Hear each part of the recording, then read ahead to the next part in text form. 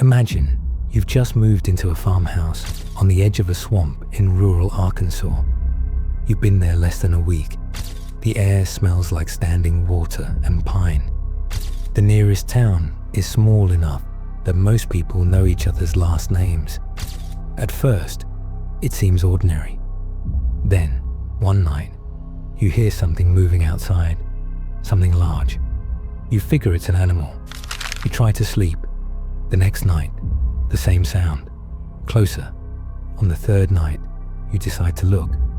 You walk toward the window, and before you can reach it, something is already there, looking back at you, 7 feet tall, covered in dark reddish-brown hair, eyes the color of a traffic light in the dark, blood red piercing the darkness.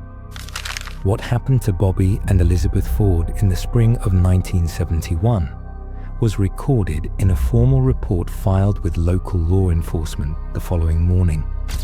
The responding officer documented the evidence. 3 toed footprints were measured and photographed. The physical marks on the porch were catalogued.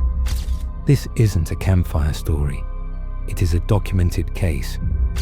One that sparked a national newswire story, a $1,090 government bounty, a sheriff's no-guns order, and one of the most profitable independent films in American cinema history.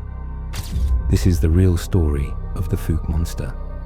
To understand this case, you need to understand Fouke.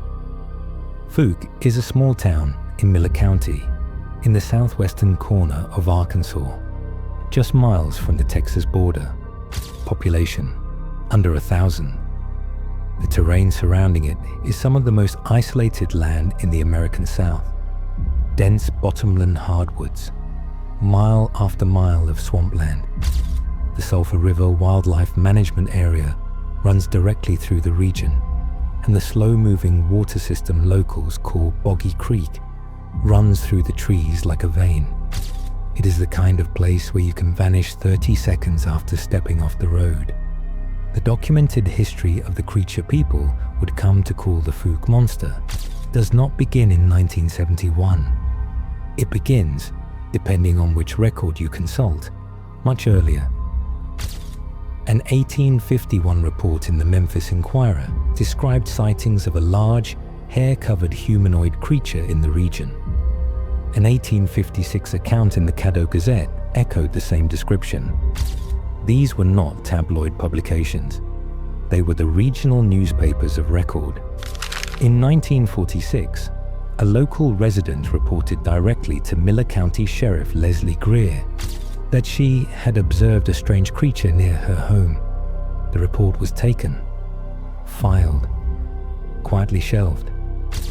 In 1955, a 14-year-old boy described an encounter in the bottomlands. A large, reddish-brown figure that sniffed the air and did not react when he fired birdshot at it. The shot connected. The creature did not fall. It walked away. By 1964, residents across Fouke and the surrounding areas described the same figure moving through the same geographic corridor, always near the water, always at the edge of the tree line, always moving south toward the river. None of those people went to the press. In a small southern town in the 1950s and 60s, you did not announce to your neighbors that you had seen something in the swamp you could not explain. But in the spring of 1971, the story became impossible to contain. Bobby Ford and his wife Elizabeth had moved into a rented farmhouse on the outskirts of Fouke. They had been there less than a week. The property sat close to the tree line. The swamp started just beyond the back of the house. In the days before the attack, both Bobby and Elizabeth had heard things moving outside at night. Heavy movement, something large. They assumed it was wildlife. The area was dense with deer, feral hogs, and black bear. Then, on the night of May 2nd, 1971, Elizabeth Ford woke up on the couch in the front room to something reaching through the screen window beside her. She described it later to investigators. a large arm, covered in hair, with what appeared to be claws. She initially thought it was a bear. She screamed. Bobby came running. His brother Don was also in the house. The two men ran outside with flashlights and rifles. In the beam of the light, they saw it. Standing at the back of the house, 7 feet tall by their estimate, 3 feet across the chest, reddish-brown hair covering its entire body, eyes that reflected the flashlight beam red, like 2 coins on fire in the dark. They fired multiple shots at close range. They believed they hit it. They described hearing something strike solid mass. The creature retreated toward the tree line. Bobby Ford ran after it. That's when it turned around. Ford later described the moment in his official statement. The creature did not flee. It came back. It seized him, put its arm around his shoulder and grabbed him. Ford fought free, ran back toward the house, and hit the front door so hard he went through it, rather than stopping to open it. He was transported to St. Michael's Hospital in Texarkana that same night. Physicians documented scratches and treated him for shock. An extensive search of the surrounding area was conducted by officers. No blood was found, no bullet wounds, no physical evidence that the creature had been harmed at all. What they did find were tracks.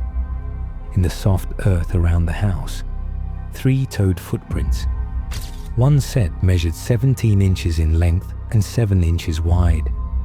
Scratch marks were documented on the porch railing. Damage was recorded on the window frame and the exterior siding. The evidence was logged. The report was filed. The Ford family moved out within days. Word of the Ford report spread quickly through the county. And something unusual happened. Other people started talking. On May 23, 1971, less than a month after the Ford incident, 3 independent witnesses reported seeing an ape-like figure crossing US Highway 71 just outside of Fouke. D.C. Woods Jr., Wilma Woods, and Mrs. R.H. Sedgas filed their accounts separately. All 3 described the same thing: upright, fast-moving, covered in dark hair, crossing the road and disappearing into the tree line. In a soybean field belonging to a local filling station owner named Scott Keith, another set of 3-toed footprints was discovered. Game warden Carl Gallion was called in to examine them. His official conclusion entered into the record. He was unable to confirm their authenticity. Unable to confirm. Not dismissed. Not fabricated. Unable to confirm. That is a precise and important distinction. Radio station KAAY in Little Rock announced a bounty of $1,090 for evidence of the creature. Hunters began descending on Miller County from across the state. The situation escalated to the point where Sheriff Leslie Greer, the same sheriff who had taken the very first report 25 years earlier, was forced to issue a formal no-guns order for the Fouke area, a law enforcement directive issued to manage public safety around a creature sighting. You do not issue a law enforcement directive to manage a story you believe is false. Here is the part of this story that is almost never discussed. In 1971, at the height of the Fouke Monster reports, 3 individuals were brought before the courts and fined for filing false monster sighting reports. Think about what that requires. For a court to issue a fine for a false report, the report must first exist as a recognized category of legal claim. The judicial system does not penalize people for lying about something that carries no official weight in the record. The fines were not a dismissal of the encounters. They were the opposite. They were a legal acknowledgement that these reports existed within the public record, and that falsifying them carried real consequences under the law.